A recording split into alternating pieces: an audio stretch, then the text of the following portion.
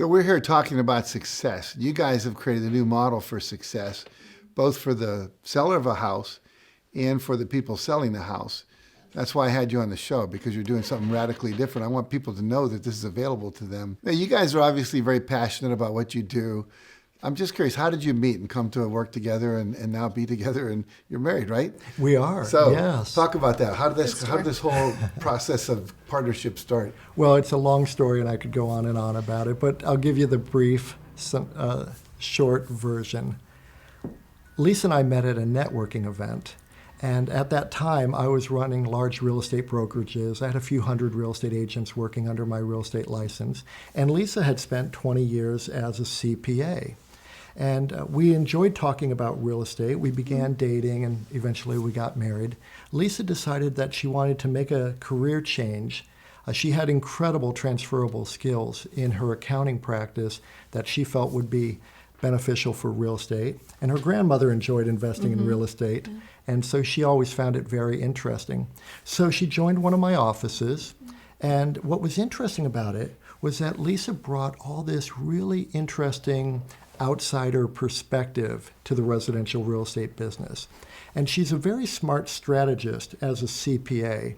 She's somebody who is an efficiency expert, somebody who understands profitability and the metrics that drive profit in companies.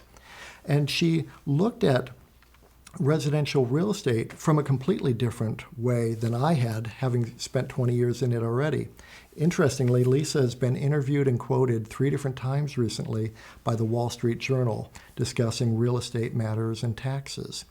So she joined the real estate industry, and within about a month, she thought, the inefficiencies in this business are crazy. Let's you and I go off and create our own brokerage to solve this for consumers while keeping real estate agents integral to the home sale process. And her first real estate listing actually created the entire arc of our business. Yes. I was asked by a colleague from my former accounting firm if I could help a national church sell a property that they were no longer using. I marketed the property, and a couple came to me directly. They were starting a church in the area, and they made an offer on the property. The offer that they made was a bit below what the church wanted to accept. So I grabbed out my calculator, and I determined that since I didn't need to share my commission with a buyer's agent, because this couple came to me directly, that I could bridge most of that gap with my commission. They were all thrilled, and everything went through, and I exceeded all their expectations, and then I still earned a really nice commission on the sale. So you decided to do something I've never heard anyone do before, which was to lower your commission. I did. What made you decide to do that? That was the only way this church sale was going to happen. And my fee was the only item or the only variable that I could control in that situation. And when I was practicing as a CPA, I would do tax returns, and if a client had a sale, I always thought that fee was way too high.